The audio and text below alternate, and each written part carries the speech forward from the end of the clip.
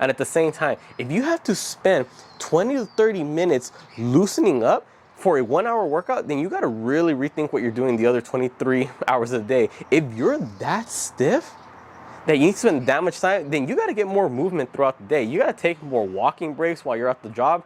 You need to get up, stretch, loosen up.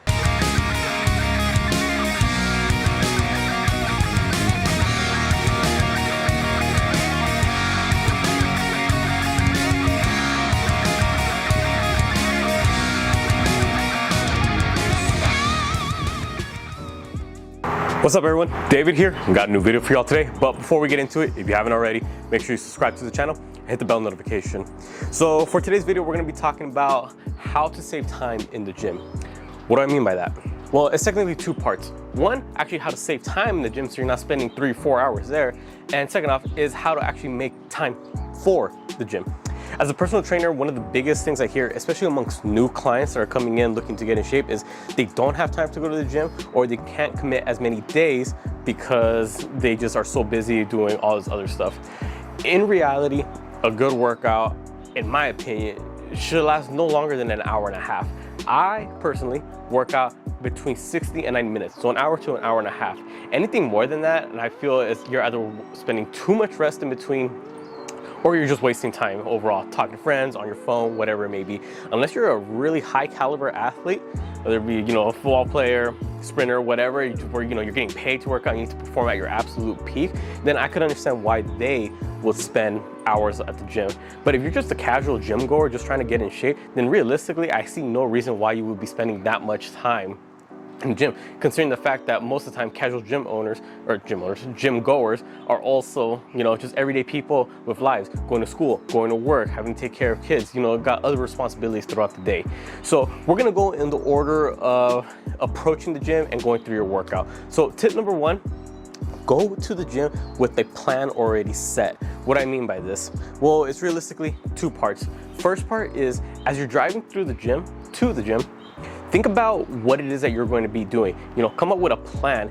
As you're going in there, think about, what am I going to be hitting today? What exercises am I going to be doing? How many reps, sets, what weight? So that way, once you get there, you're not wasting time trying to figure out, should I bench press today? Should I hit chest? Should I squat today? Should I hit legs? Think about it as you're going to gym. So once you're there, you know where to go and get straight to work. Second part of that first tip is going to be, write a workout plan ahead of time. Many times people go into the gym not knowing what to do, and they spend the first 10-15 minutes just trying to find a machine that's open, trying to get in the mood to feel, should I hit delts? Should I hit arms? Should I start with biceps? Should I start with triceps? Go in there with the workout program already written ahead of time, so that when you're there, you look at the workout program. All right, first thing, I gotta hit deadlifts. Let me go get an empty bar, find an empty space on the floor, and let's deadlift. It saves so much time. And think about it, you don't have to write a workout program every day, and it won't take that long. If you could just write 1 month's worth of workout programs, boom, you're already set. Think of it like this: microcycles, mesocycles, macrocycles. Microcycles might as well right around 7 days, 1 week's worth of workout. A mesocycle will typically be a couple weeks. I usually like to do it between like 1, maybe 2 months. And then the macro cycle is the bigger phase. So think about it, it's different blocks of training. You could write one mesocycle at a time, and boom, that will give you 1 to 2 months. Roughly, me personally, I like to go 6 weeks at a time, 6 weeks worth of workout programs, so that every time you go in for those 6 weeks, you just look at your program, you know what to do, instead of wasting time trying to figure out what to do once you're at the gym. Second tip is going to be, once you're there, all right, you know what you're going to be doing, you know how many sets, reps, weights, everything, you know where all the machines are, you're ready to get started, but you have to warm up. This is one of the biggest time wasters that I see. Not necessarily the concept of warming up, but what exactly are you doing in your warm up? If you're feeling a little stiff, if you work an office job or you're a student and you decide to go to work after, or you decide to go to the gym after work or after class, and you're feeling stiff, you gotta roll out everything. Okay, I understand maybe loosening up a little, get some blood flow going on, but if you're spending 20, 30 minutes warming up, man, you got a problem. I see the people hit the foam roller. If it's for a couple seconds on a certain muscle, okay. But I mean, if you're hitting chest and I see you foam rolling your legs, I really don't see the point of that. You're not working your legs. And at the same time, if you have to spend 20 to 30 minutes loosening up for a 1 hour workout, then you gotta really rethink what you're doing the other 23 hours of the day. If you're that stiff that you need to spend that much time, then you got to get more movement throughout the day. You got to take more walking breaks while you're at the job. You need to get up, stretch, loosen up while you're in class. You know, typically class would be what, an hour, hour 15? In college it's roughly an hour 15. High school, less than an hour. Those walking breaks, transitioning from class to class, man, take that to advantage. Instead of taking the elevator, take the stairs, get a little bit more movement. All right, there's no reason why you should be that stiff where it takes you that long to loosen up. All right, moving on past the warm-up. Now we're going to be going into our actual workout. Whatever exercise that it is that you're doing, avoid the junk volume, or avoid the sets that don't matter. A lot of people, they do so many warm-up sets leading up to an actual weight that actually feels good, that gives them enough resistance. For what? I especially see this when it comes to those big movements where you can naturally lift a lot more weight. Things I'm talking about, deadlifts, squats, leg press, especially the leg press. At the gym that I work at, I always see everyone warming up with a 10 on the leg press, then a 25, then a 25 and a 10, and then a plate. And then they repeat that whole process until they get to roughly 2 plates or 3 plates per side. Dude, with those big movements, if you already spend that much time warming up in the first place, you're good to go. Just start loading up some big plates for those bigger movements. Move up a 25 or a 45 at a time. If you're benching, oftentimes I see people do the bar, a 25, 25 and a 10, a plate and a 10, plate and a 25.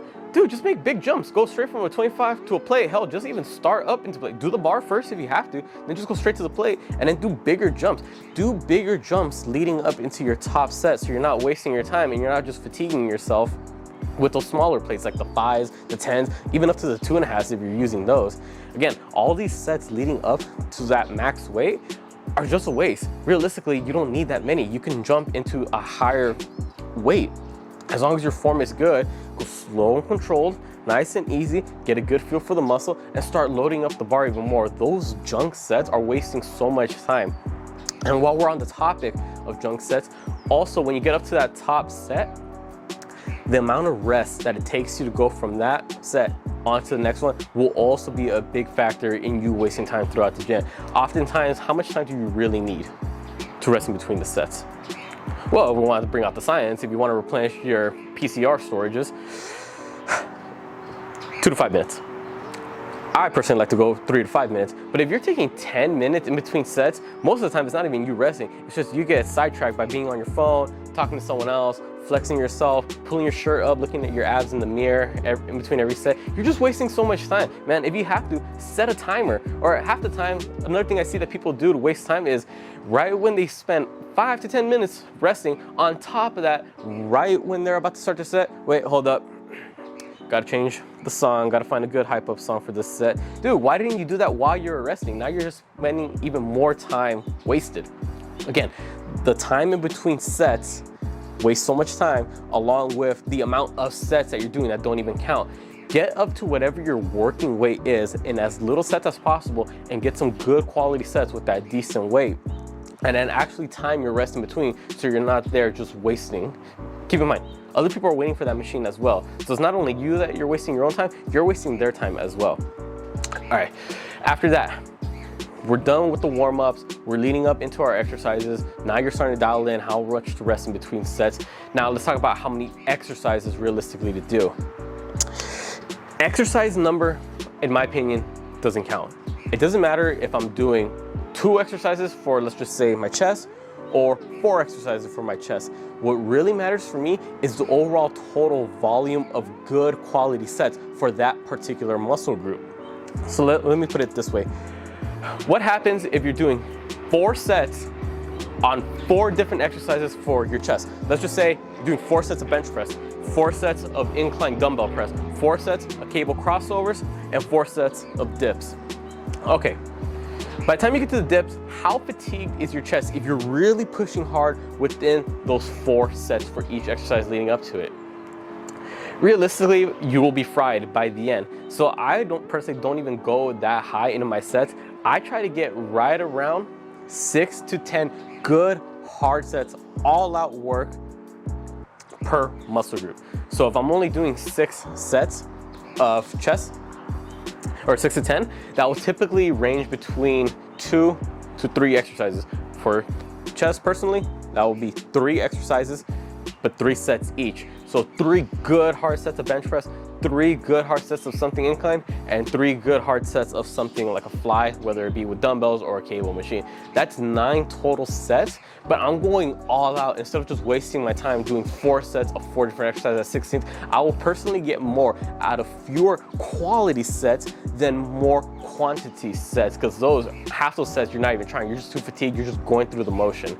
So again, really pay attention to not the number of exercises you're doing per muscle group, but the amount of good quality sets. Don't waste your time doing junk sets. Make it count.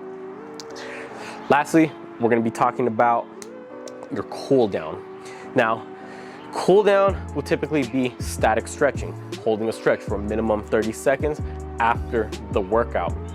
Now, this is a trick that I personally use, especially if I'm running low on time. Typically, everyone will do all of their stretching at the end in one shot, so whether it be 10 to 15 minutes of stretching.